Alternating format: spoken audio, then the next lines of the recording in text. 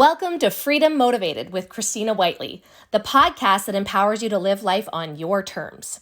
Are you uninspired, bored, and unhappy with where life has taken you, and yearning for a life filled with purpose and passion? Look no further. We are here to ignite that fire within, to awaken your true potential, and to guide you on a journey towards absolute freedom. Join us as we delve into the minds of incredible entrepreneurs and freedom leaders from very different backgrounds with incredible stories. Be inspired by their resilience and learn from their challenges they faced along the path to success. These are the brave individuals who fight every day to awaken people to the power of self-responsibility and who inspire them to create a life they are absolutely in love with. Each episode will explore the concept of conscious income creation, building a business or creating a career that aligns with your unique skill set, purpose, values, and belief system. Discover the strategies, tips, and invaluable insights shared by our guests as they guide you towards making a living doing what you love. It's time to break free from the shackles of conformity and embrace the freedom that awaits. Are you ready to take control of your life? Are you ready to step into the life you've always dreamed of? Then welcome to Freedom Motivated, the podcast that will ignite your spirit and unleash your potential. All right. We are here live with Mr. Jeff Heggie, and I'm so excited to have this conversation because Jeff coaches performance athletes. And you know, when I was growing up, you kind of either had something or you didn't, right? You had a bit of talent or you didn't. And I think that this conversation is so necessary because I think there's a lot of crossover in business coaching as well as when you coach athletes, because what it really comes down to them is the mindset that you have and the mindset that you continue to uphold and you continue to choose and you continue to focus on. And so I'm really excited to have this conversation today about how to stay focused and how to move forward in a world full of distraction when you've got big goals, when you've got things that you really, really want to do in life. And so, Jeff, I'm so excited that you're here. Thank you so much for being on my podcast, Freedom Motivated. And I'd love to hear, your story. How did you get into this? What are the events in your life that brought you here, and why are you so passionate about what you do? Absolutely. Thanks, Christina. I really appreciate the opportunity. And yeah, it is something I've been passionate about for a long time. And it's interesting how that introduction was about the crossover between athletics and entrepreneurship, because that's really what drove me to what I'm doing now, is that exact crossover. So long story short, athletics has been a part of my life since I was a little kid. Played all the sporting events growing up in Southern Alberta. Basically anything my older brother did, I followed in those footsteps. And so that was everything from hockey to football to basketball to whatever he was doing. And I've just always loved that sports atmosphere, the competition and all of those things. And it ended up, after high school, during high school, I started a rodeo. And so after high school, I ended up being a professional rodeo cowboy, doing that for a number of years, but also I've coached basketball for 20 plus years. Wow. And that's at different levels. And the interesting thing is, from the mental game of sports, I always knew there was something there. And the only thing that I really had a good understanding of was some of the things like visualization and stuff like that. And that's because I remember when my older brother was a professional rodeo cowboy as well, and he had given me an article about visualization, and it was something that I used throughout my whole rodeo career. And so I always knew there was a piece of that was really important. And you know a lot of things just from observing others and whatnot. And so even in my coach in basketball, I would do things. I remember before games, I'd send the team off on their own and visualize what they were going to be doing and whatnot. But also through my entrepreneurial career, I was in the banking industry, left that and started my own manufacturing company in 2005 and ran that for 16 years. But I also got into the coaching side of things and loved the mentoring side. And I really started to study the mindset on how it impacted entrepreneurs and how it could better them.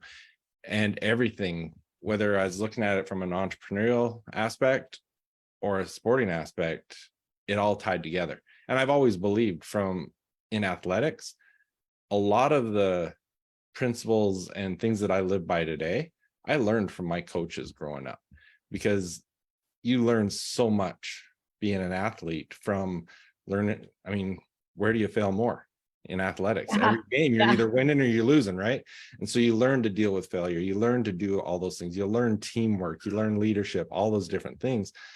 And so I started looking at it, okay, how can I apply this stuff to my teams?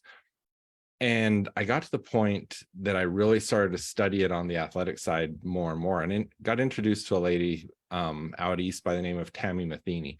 And she wrote a book called The Confident Athlete. And that really opened my eyes a lot more to the mindset on the athletic side. And so I started working on that more and more, and how can I use this with my athletes? But then COVID hit and I kind of backed out of the coaching space, but I still wanted to be working with athletes. And I started a program called the Confident Athlete Program. And it was, at that time, it was just a 6-week program. And it really worked through a lot of the things on how to be a more confident athlete, how to deal with your self-talk, your body language, all of those different things. And Tammy Matheny and I still remain close and talking about a lot of things. And one day I was looking at how it was all structured, and her and I got talking, and we decided the best way to structure this, that it could really have the biggest impact on the most athletes, is we turned it into a membership site together. And so we've got the Confident Athlete Program, which is a membership site, but then we do multiple live coaching events every month and different trainings. And so it's really been an awesome experience to be able to continue working with athletes. You know, we're working with athletes from, 10 years old up to professional athletes. So it's been really cool to see that in all different sports, on how the mindset and the mental game can really change things for them. Yeah. And so there's a couple of things, you talk about confidence and the confident athlete, and confidence is built. It's not something that you get. You can pray for confidence. You can pray to be more courageous. You can pray for all of those things. But what life does is give you an opportunity to exude that quality or to step into that role, right? And the same thing goes in business. When you have more confidence, not only do you lead, but you make different decisions. And confidence, I think, and I'm curious how you see confidence being built in an athlete, but I think that confidence is built by doing what you say you're going to do, by going out and continuing to go after your vision and your goals and seeing them through, right? And proving to yourself that you can actually do it. Because so often our subconscious is running in the background and is working against us, right? Our brain is doing all these things to keep us safe and keep us in a place where we don't have to worry or we don't have to be on high alert. Whereas confidence is built in the middle. It's built in that piece where we have to do what is uncomfortable until we feel comfortable doing it, and then we can start to develop those skills and start to move forward. So I'd love to hear, first of all, a little bit about how you feel is the best way to develop confidence, especially in athleticism. How do you talk to athletes about building confidence? You said so many good things in there. One was, doing what you said you're going to do. If you can't trust yourself, that you're going to do what you commit to, then it's really hard to build that confidence. And so that is definitely a key factor in it. But, I guess it wasn't real recently, but probably the last movie I went to was Oppenheimer.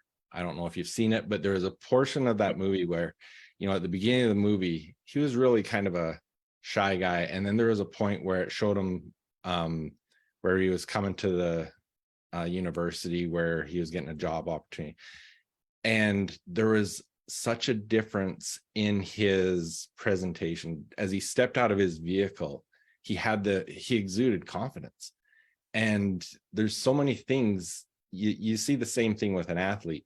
Let's take basketball, for example. An athlete that doesn't have a lot of confidence and the game's tied, no time left on the clock, and they've got a foul shot. They can win or lose the game. How are they walking up to that line? Versus someone, let's say Steph Curry. He's going to walk up to that line, chewing on his mouth guard. He knows he's going to make the shot. And it's how that confidence is portrayed in that individual. And so there's a lot of things that you can do to really build that. And there's some main areas, like in our confident athlete program, we have what we call our success path, and it goes through everything from your self-talk, it's talk the talk, walk the walk, which is your body language, preparation, which is one of the key aspects, visualization, these key things that are in your control. One of the things we always talk about is control the things that you can control. So many people worry about all these things that they have no control over, and it creates anxiety of something that hasn't even happened yet, causing so many problems. Right. But they can't control them. So focus on those things that you can control.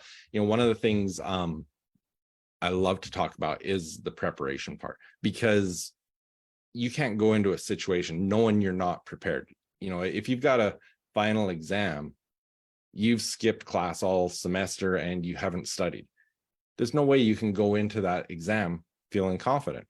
Correct. But Yeah. when you know that you've done the work, when you put in everything you can, you have the right to go into that confidently.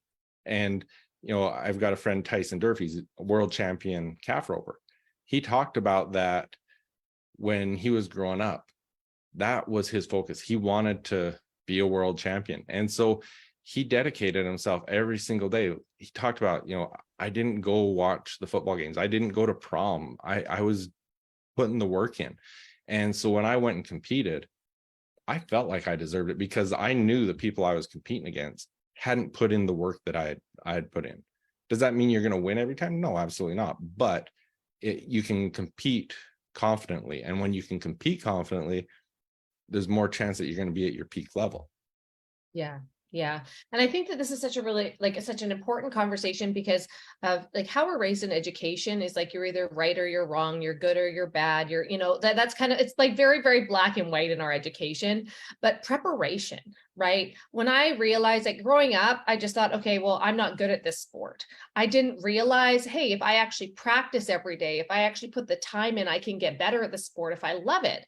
And it's that growth versus fixed mindset, right? It's that you think that you're stuck in a box or you're not. And what I've learned in business is that you have the capacity, just like every athlete, you have the capacity to go and learn the skills, to practice the skills, to know them inside out. Sometimes people will come to me and say, this person said this, what would you say? Or this is the situation. And it just off the top of my head, I'll give them a solution, just like you would when one of your students or clients comes to you and asks for advice. And it's because you've done the preparation. It's because you've done you've done the practice. It's because you've studied it. It's because you've taken the time to learn those things and you've internalized them. And so now when you spit out some information, it's because it's already in there. It's already part of who you are and who you've become.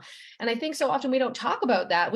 People will say, oh, I don't want to show up and do a presentation, or I don't want to do a live video, or I don't want to, I could never go speak on stage. And that's just because you haven't prepared for those things. So I like that piece of it, because so often we count ourselves out. We count ourselves out before we even put some skin in the game, because we don't feel competent or capable or confident enough to be able to move forward, right? And so I'm sure that you see that all the time with athletes. Absolutely. And especially with athletes, because they don't want to put themselves in uncomfortable situations where they're going to be a failure. And like you're saying, a growth versus a fixed mindset, that failure is I'm a failure, or am I going to learn from this? And when you can get the athletes to look at every situation as this is an opportunity to learn and grow from it, that's huge. You said something earlier too about putting yourself in uncomfortable situations. I call it my mindset journal, and in there every day I've got a set of mindset questions, and they actually, if you don't mind, I'll just share it on jeffheggie.com. You can get the mindset questions for free. But one of those questions every day is, what are you going to do today that'll put you in an uncomfortable situation? Because people avoid that so much. But the more you put yourself in that uncomfortable situation, it becomes comfortable. And then you're just growing from there. And so, for example, from the sporting aspect, okay, I've coached some young teams and teaching them some of the dribbling skills and pushing them to try things that they're not used to. And what I would do is every practice, we would start the practice with these dribbling skills, and we had balls going all over the gym. But as we did it day in, day out, pretty soon it became natural. It was just part of their game. And then you can stretch and put yourself in more of an uncomfortable situation and do something more difficult. And, just something as simple as dribbling behind the back that you wouldn't do in a game situation because you don't trust yourself. Pretty soon, that's just a natural move. So as you prepare yourself by putting yourself in uncomfortable situations, you're going to grow. And as you grow, you become more confident in those things.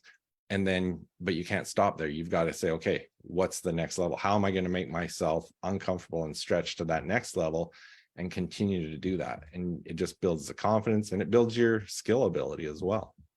I think that that's the only way that you get to grow, is that if you put yourself in these uncomfortable situations. People look at our life and say, wow, you guys moved from Canada to Mexico, like you're so lucky. And we're like, the challenges that we had to face to do that. There are still times that we're like, oh my God, I can't believe we sold the farm. Like, oh my God, I can't believe that we're doing this, because there are so many little things throughout the day that can become challenging when you're dealing with language barriers, or when you're dealing with certain circumstances that are different culturally. And I often, say to my husband, as we laugh our way through that, because I think that laughter and like humor is a really great way to overcome that uncomfortableness, is like, if we didn't do this, if we didn't put ourselves in this uncomfortable position, we would never have the opportunity to grow like this, right? If you always play it safe, there's no growth. It's just that it's playing it safe. And by the way, that's totally fine. Some people are very content living their life in a way that is comfortable and easy and happy and joyous, and that's fabulous. But there are some of us that innately have within us this need to grow, this need to learn, this need to move forward, and that's something that you can't quiet. That's something that you can't, put to the side and pretend that it isn't happening. And I see this all the time in business, that people are scared to make a move forward, or scared to start their own business, or scared to show up in front of other people and be vulnerable and share their story. And really, part of that process is realizing that the more you do it, like every single day or every other day, that muscle grows, right? One of the things that I'm going to kind of switch topics a little bit, but you talk about visualization, right? And like, it's so interesting because people often won't take the time to meditate or stay quiet or do that visualization practice. Like, I do it in the morning when I wake up, and I like, this is how I want my day to go. And I do it in the evening before I go to bed. This is what we could improve tomorrow. This is, the direction that I want to go. But talk a little bit about, if you can, talk a little bit about visualization and how you set your athletes up so that they can take a piece of what they want to happen and internalize it so that they can see it happening before it happens. Because our thoughts create our reality, right? Like, whatever we think is what happens in front of us. And it may not happen, exactly the way that you envision it. It might not be that, but that intention behind what you do is so necessary, because 5% of what we do is conscious thought, but 95% of what we do is subconscious. And so taking the time, can you talk a little bit about that and visualization, how important that is? Yeah, absolutely. I mean, when you think about it, anything we have today, whether it's our iPhone, an airplane, whatever, it was all created in someone's mind before it was ever made a reality, right? And that's our future as well.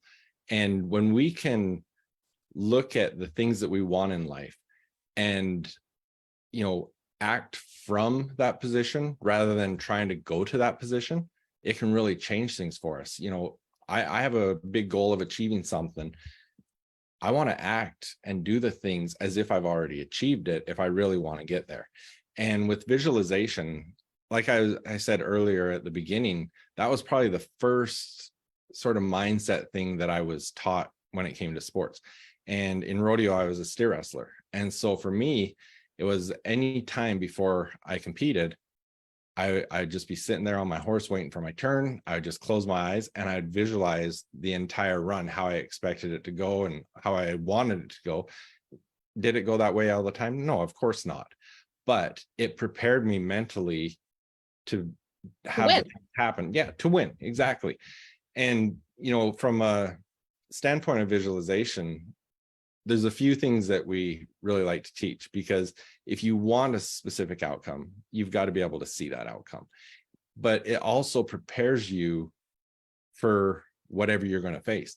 So yeah, yeah, I think it's great to focus on the positive. Those are the things you want to focus on. But one of the things we talk about with our athletes as well is, you know what, visualize how you're going to respond to something negative. Yeah. There's always going to be bad calls. There's going to be things that don't go your way. And if you haven't prepared yourself, that could really throw things off. All of a sudden your self-talk's all negative and all these different things. But if you've already visualized, okay, I drive in, get fouled, and the ref doesn't call it, how am I going to respond to that? I'm not going to go down pouting that and mess up the next two plays. Now, I don't want my athletes dwelling on all those negative things, but I want them to understand what they're going to do when that happens, because it is going to happen. But at the same time, visualizing every day, and especially on specific events, game-winning shots, foul shots. We work with a lot of golfers, specific swings or putts or drives, whatever they're working on, being able to visualize exactly what they want. And, Neville Goddard really has some great training on that. What he talks about is doing it from the first person rather than third. Don't watch that visualization like you're watching a movie. Do it as you're seeing it from your eyes, what you're going to do. When I visualized myself when I was steer wrestling, it wasn't watching someone out there doing that run. It was, I'm on the back of the horse, I'm going down on the stair, I'm doing those things, and really being able to be in that position that it's you're not watching someone else do that. Yeah, absolutely. And it's so interesting because you face these challenges and things that are completely out of your control, right? It's interesting because I'm going to go to a talk show a little bit later today. And we're talking about how to handle haters, right? How to handle that. And because when you start to do things that are big, you're always going to have negative feedback. And a lot of the time that messes with your mindset, right? You start to absorb some of that if you're not emotionally intelligent enough to just filter it out, or what I've learned is very powerful is taking that feedback, as uncomfortable as it is sometimes, and being like, what could I have done differently? How can I grow from this? Sometimes you sort it and you're like, this is their stuff to own, right? But having the mindset to overcome those things and be able to visualize how am I going to behave in that situation is such a valuable tool. And you're not perfect every time. It's a muscle that you have to learn how to hone and grow and be a part of who you are as time goes on. And having the, that piece of, how do I want to say it? Let me think. Having the piece of knowing in your heart that you can control those things that are controllable by you, right? I love that you talk about being in the first person and seeing that. I always visualize myself speaking on stage or speaking in front of people, or how the outcome of that is going to be and who I'm speaking to. But it's never this view of I see myself here and the audience. It's always me standing on the edge of the stage looking at the audience. You know what I mean? It's always that piece. And I think that often the challenge comes when things are not going that great, right? Things are, maybe you've gone through a losing streak or you didn't make the shot a few times and you start to get in your head.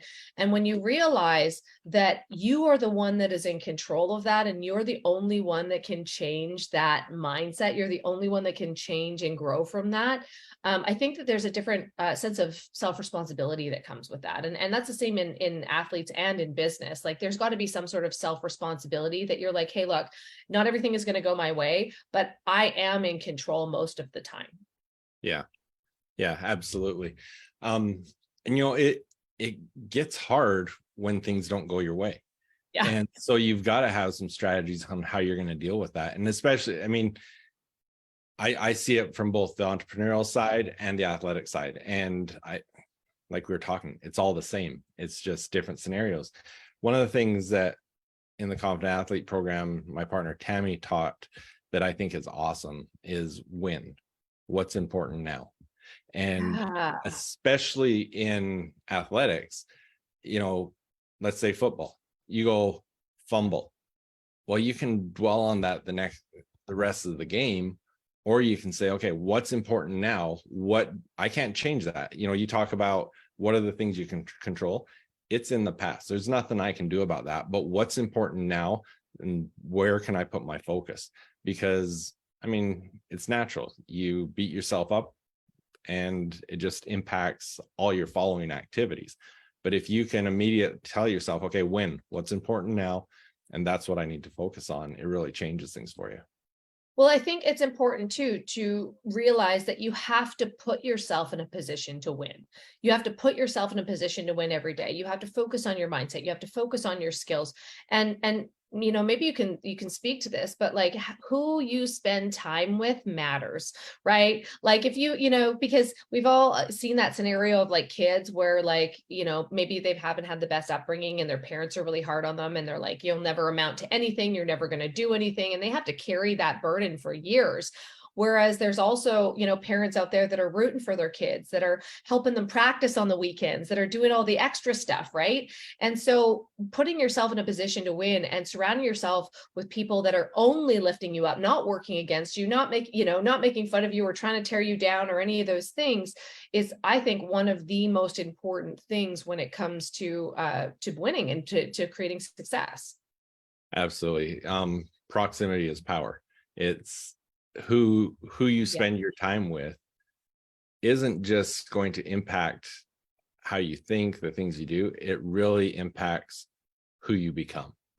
And if you want to become great at anything, surround yourself with people who are great at that thing, because you are going to develop those habits. You think of when we're kids and our parents want us to be around good friends. Well, there's really some really good logic behind that, because you're going to do the things your peer group does.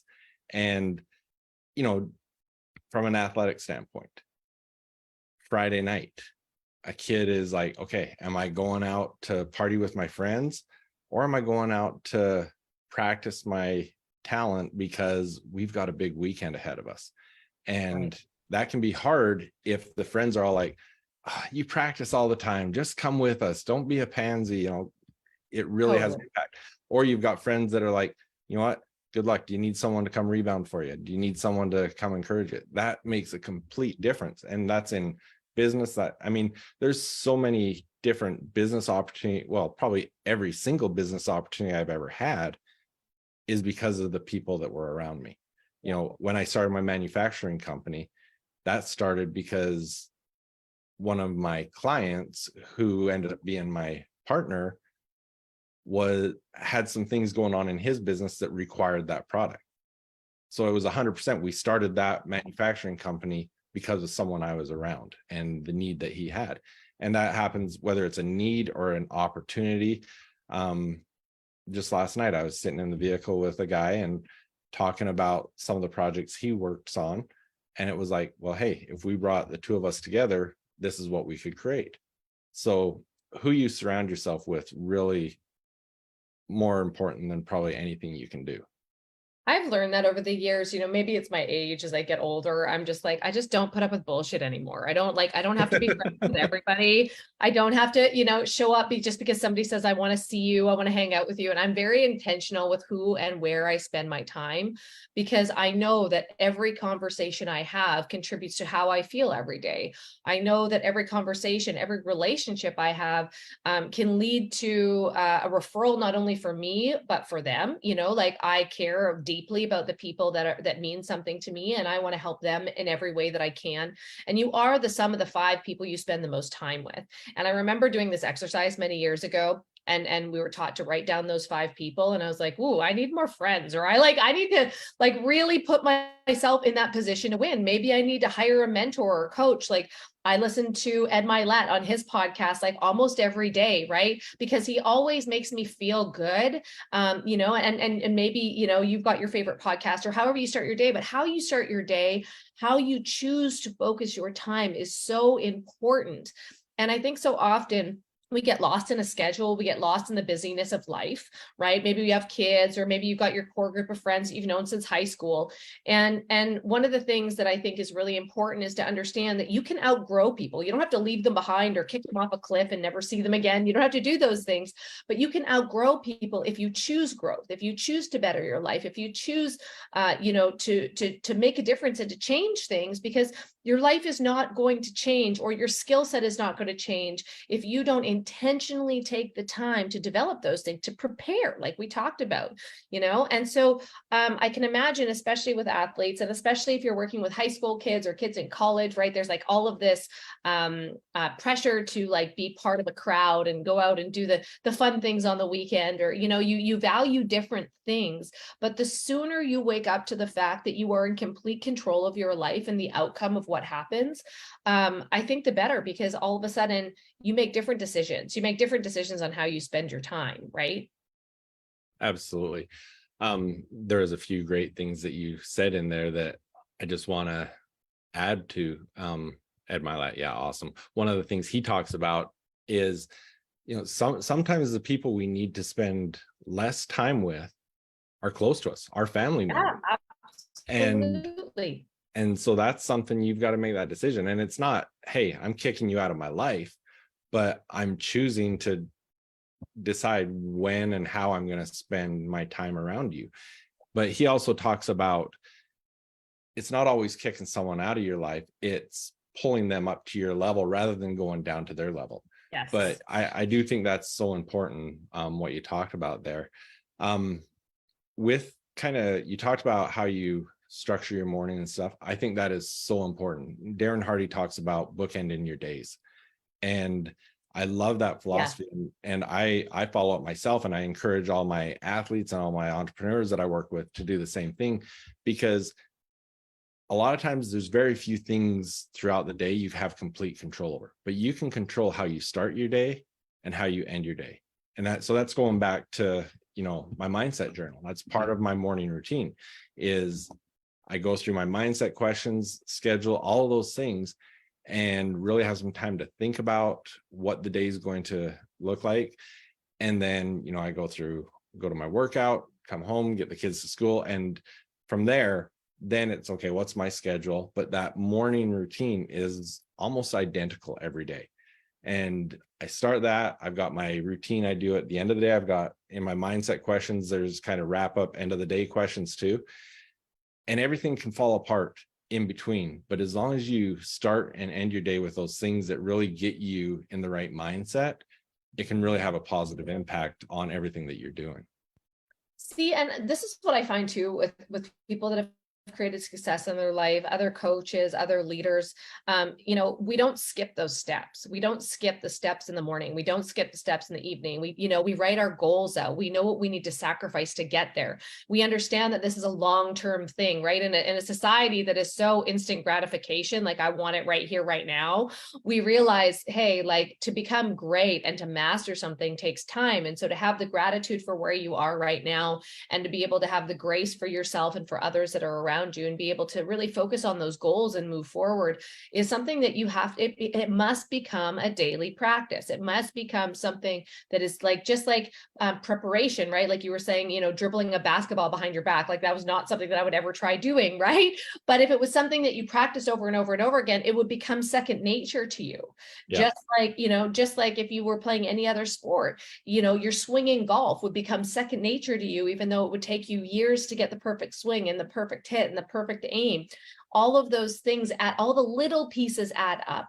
And so often I don't see people commit to the long-term vision because they get frustrated in the process, or they count themselves out because they're like, it's too challenging, right? It's too challenging. I guess I wasn't meant to do this. I guess I wasn't meant to continue on this path. Maybe I'll just go back to what was easier, or back to what my previous job was, or back to, maybe, instead of playing professionally, I'll go back to playing beer league, whatever it is, right? And so it's so interesting to talk to other people that are in high performance and realize like the idiosyncrasies that go alongside that, and how really, truly, it's the little daily action every single day. That's the thing that gets you there. It's not that you are some there are wildly talented athletes, don't get me wrong, right? That are just gifted, but there are also a lot of people that work damn hard to get to where they're at. Right. Absolutely. And you know what? Keep going back to my mindset questions, but the first part of that is writing out your goals. So I write out the goals, and then it's the mindset questions, which you mentioned gratitude. The first one is, what are you grateful for today? But the thing I like about that, not only you look at your reticular activating system and why it's important to do that. That's a whole nother topic. But the thing I love to do is say, okay, go back to your journal from 6 months ago and read through your goals. Because what we often do is we set these goals, and then as we get close to achieving them or achieve them, we just keep pushing that horizon out. Yeah. And there's so often that I'll tell someone to do that and they'll be like, you know what? I'm living my goals from 6 months ago. The goals that I have happened. I feel like I'm not making progress, but I look back and I'm living that now. That's such an important lesson, because I was the same way. I would push through goals. I'd hit one and be like the next day be on to the next, right? I wouldn't have the gratitude for getting there. I wouldn't have the awareness to celebrate or to be like, wow, you've come this far. Or even like that reflection helps you build confidence, right? Like, oh, I was talking about this a year ago, or I was talking about this 6 months ago, or even 3 months ago.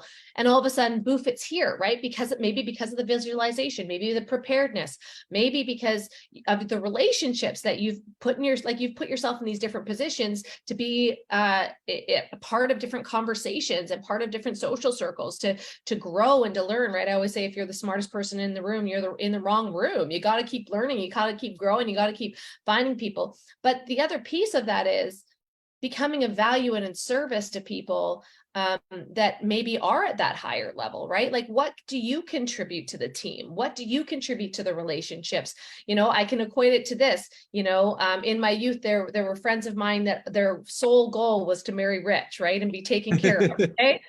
And like, not close friends, because I was always a hard worker, and I'm like, I don't get this. But like, I would listen to them complain about their dating and this and that, and finally, I got so tired of it, and I'd say, what do you bring to the table? Like, why would somebody that has created wealth and worked really, really hard to create a business or create some sort of stability in life, what would they see in you? Right? Like, absolutely. And that's the self-responsibility piece that I think is missing in a lot of people, and realizing that we all face challenges. We all have to claw our way to the top of that second mountain, right? Like, we all have to get there to this place where, hey, you know what? I could be better in this, or I could have handled that situation differently, or next time I'm going to do this. And instead of beating yourself up about all the things that weren't good enough in the past, or all the mistakes that you made in the past, then moving forward, how am I going to get better today? How am I going to handle that differently now? Am I going to have to create boundaries with people that that maybe don't make me feel that good? Am I going to have to change, how I spend time with people, or where I spend my time? Where am I focusing on? Because whatever I focus on grows. And to have that kind of mindset, that rock solid mindset, which again is a muscle, it doesn't just happen like that. You don't just like wake up one day and be like, I'm going to crush it. It's like every single day you work to get a little bit stronger, a little bit better, know a little bit more. You know what I mean? Yeah, absolutely. And, one of the things you talked about there is, what are you offering? And I think that's one thing I love to teach people as we talk about the importance of networking and the people that you're around. It's so easy to go to someone or a group saying, this is what I need. This is what I need to take from this group. But the results are often so much better if all you're worried about is, how can I serve? How can I help them? What can I do for this individual? It all comes around. But as long as your focus is on how can I serve them, it really will be an advantage to you in the long run. And that's really, if you're looking at someone that is where you want to be, and you're just coming to them wanting to take, you're really not going to develop a relationship where they're wanting to help you out. But if you're willing to, you look at athletics, if you're going to a batting practice with someone and, let me carry your bags, let me set things up for you, they're going to be a lot more willing to say, okay, hey, let's talk about your situation. How can I help you? So It's really, what can you give? Absolutely. Well, thank you so much for this conversation, Jeff. I really think it's quite valuable for the people that are listening. And if you know anybody that is an athlete, make sure that you share this podcast with them, because I think it'll make a difference in them moving forward. And also, Jeff, can you just say again where people can find you in case they're looking for a mentor or coach or confidence coach as an athlete? Absolutely. Thank you. This has been fun. First of all, the Confident Athlete Program is confidentathleteprogram.com/membership. You can find out all about the program there. You can find all my information at jeffheggie.com. And probably my most active social media is Instagram, which is Jeff Heggie Coaching. Awesome. And you know what? I just thought of it right now. I'm going to introduce you to a friend of mine, and what she does, her kids are like superstar athletes. What she does is she helps parents set up so that their kids get recruited. So like she goes through social media, she goes through the media packages, she goes through all of the things that they need to do to be recruited. So I think that she'd be a really great connection with you, or even somebody that could come and be a guest speaker for you in your group, so that, you know, kids understand that this is well-rounded, right? Like you can be a great athlete, but if you're an asshole, you're probably not going to stand a chance if you're working in team sports, right? And so she's really quite calculated in those things. So I'll make sure that I introduce you for sure. Yeah, I love that. Thank you. You're welcome. Thank you so much for being here today. And thank you for listening, you guys. Another episode of Freedom Motivated. We will see you again next week. Bye for now. Thank you for tuning in to another inspiring episode of Freedom Motivated with your host, me, Christina Whiteley. We hope that the stories we've shared today have sparked a fire within you and ignited your passion for living life on your terms. Remember, true freedom lies in the choices we make and the actions we take. So go out there and embrace your journey. Take the leap of faith, believe in yourself, and never settle for less than what you deserve. If you've enjoyed this episode, be sure to subscribe to the Freedom Motivated podcast and never miss out on our upcoming interviews with more incredible entrepreneurs and freedom leaders. Be bold, be brave, be disruptive. You are capable of things far beyond your wildest dreams if you just have the courage to go for it. Thank you for being a part of this incredible community. Until next time, may you always be driven by the desire for freedom and motivated to make your dreams a reality.